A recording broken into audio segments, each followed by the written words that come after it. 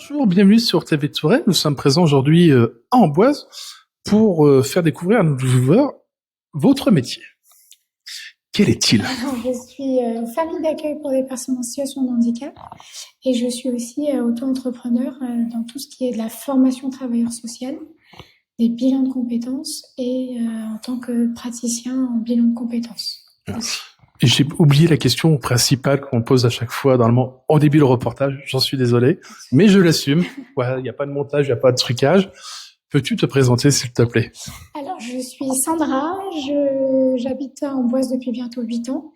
J'ai tout quitté pour construire un projet atypique et travailler ici pour faire de la formation, pour former les travailleurs sociaux, puisque j'ai moi-même un passif de travailleur social, d'éducateur spécialisé de chef de service.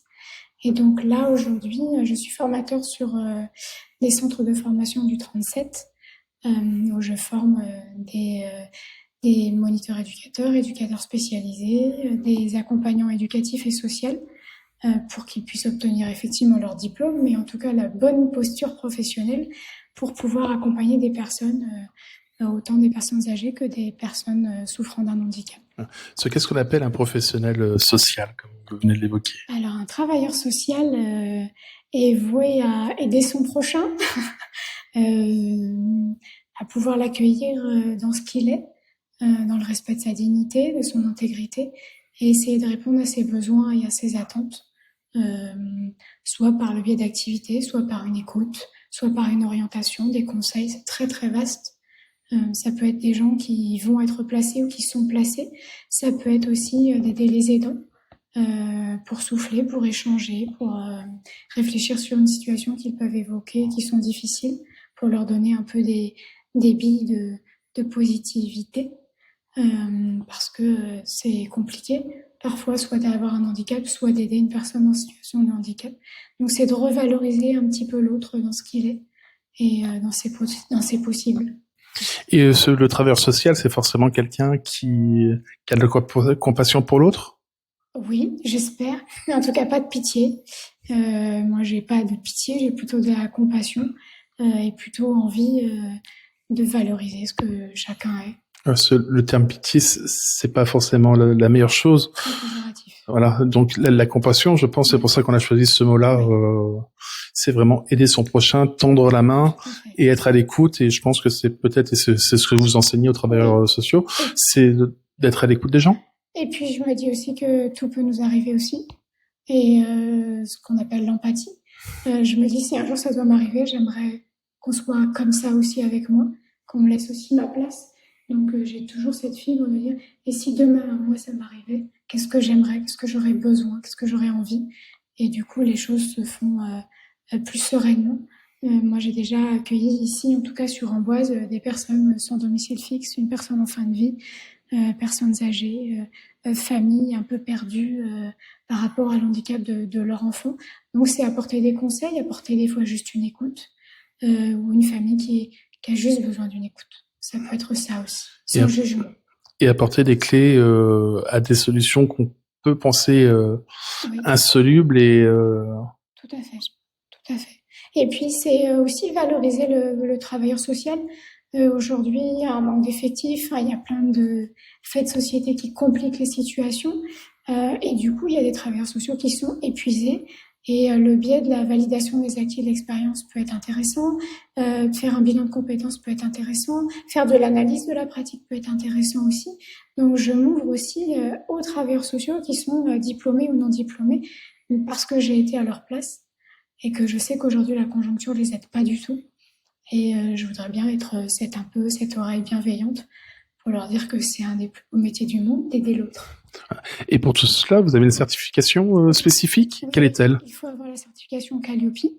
Donc on est référencé effectivement sur les plateformes du CPF par exemple, pour pouvoir accompagner les personnes dans le cadre d'une VAE ou d'un bilan de compétences. Et puis la certification Calliope, c'est difficile à obtenir, mais en même temps je trouve que c'est essentiel parce que ça permet aussi de montrer quelle rigueur on a et quelle qualité on peut apporter aussi aux gens qui viennent me voir.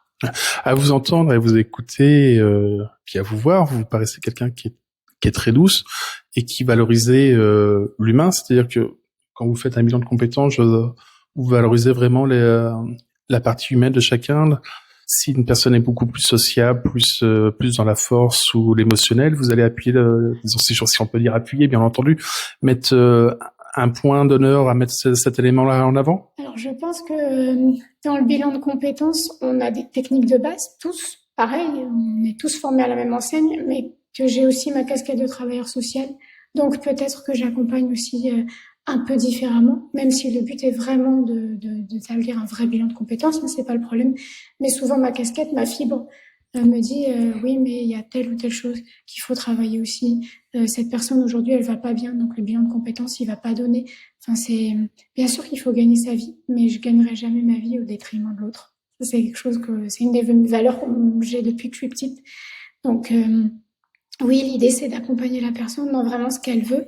D'ailleurs, quand il y a un bilan de compétences, bien souvent, la première fois, et c'est ce que font aussi tous les praticiens, c'est 1 heure ou 2 pour se poser, pour voir est-ce que le lien de confiance va pouvoir se mettre en place, est-ce que la personne, elle va avoir envie de venir, est-ce que je vais être capable de lui apporter aussi des choses qu'elle a besoin.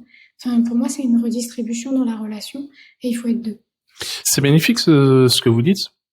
Ça rejoint un peu l'état d'esprit que nous on peut avoir, c'est être au service de la cause et pas que la cause soit à notre service pour s'enrichir. Oui. C'est vraiment vous donnez même plus que ce que vous êtes censé faire pour aider les gens. Oui, c'est souvent ce qu'on me dit, mais en même temps je suis comme ça et je changerai pas. Donc c'est une philosophie que j'ai. Peut-être que c'est une éducation que j'ai eue, forcément. Puis on a tous une histoire qui fait ce qu'on est aujourd'hui. Et je pense qu'il faut la prendre en considération pour aider l'autre et en tout cas lui apporter des clés. Ou bien lui dire je sais pas faire. Parce qu'il faut être aussi honnête et dire bah ça, moi je peux pas vous l'apporter. Et c'est une des premières choses que je dis souvent aux gens. Je regarde ce que je peux faire pour vous. Si je ne sais pas faire, je vous le dirai.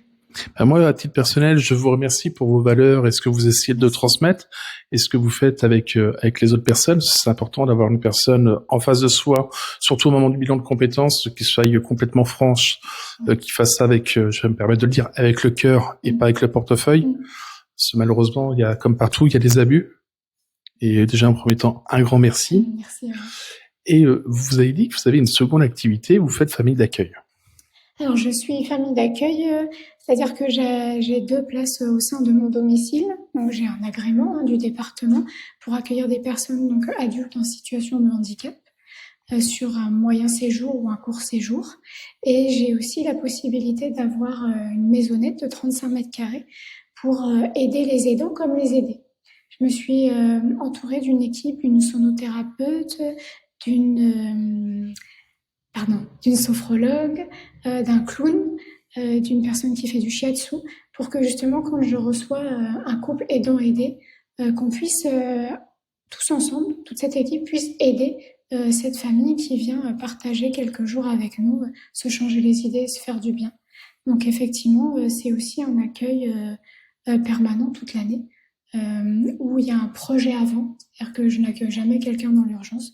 J'ai besoin de savoir un minimum pour pouvoir lui offrir le maximum. Donc, toujours avec bienveillance.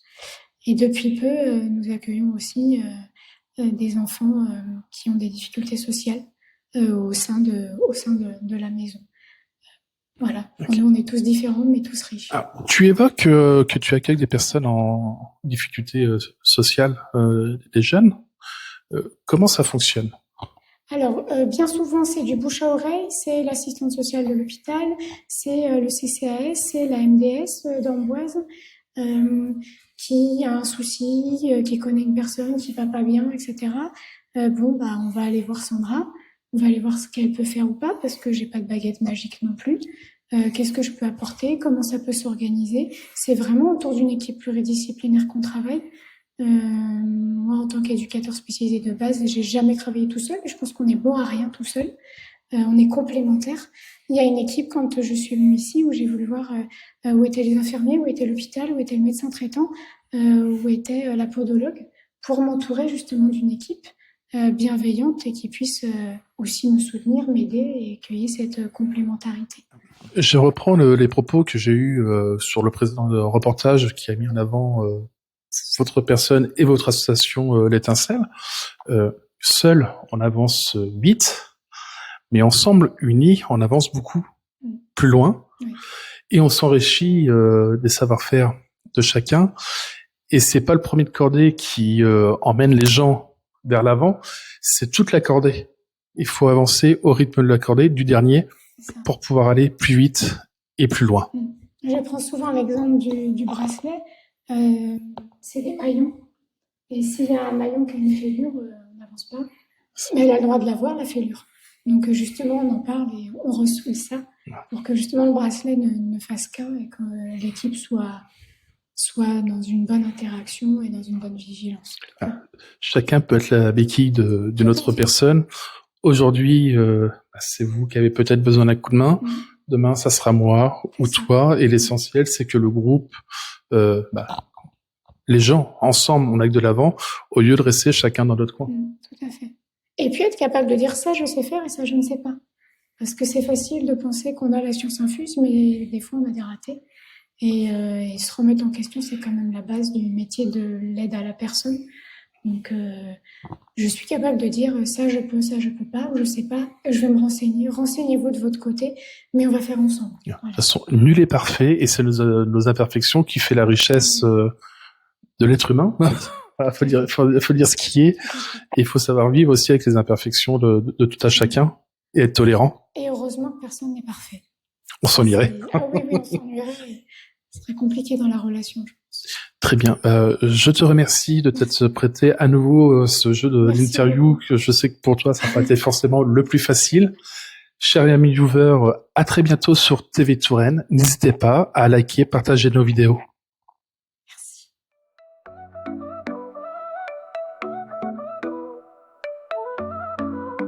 Dans les ruelles de la Touraine, sous les châteaux et les plaines, TV Touraine fait battre le cœur d'une région pleine de splendeur. Reportage, interview en lumière, histoire, talent qu'on éclaire. On raconte la vie, on partage les voix avec passion. TV Touraine est là pour toi. TV Touraine, d'angoisse aux étoiles.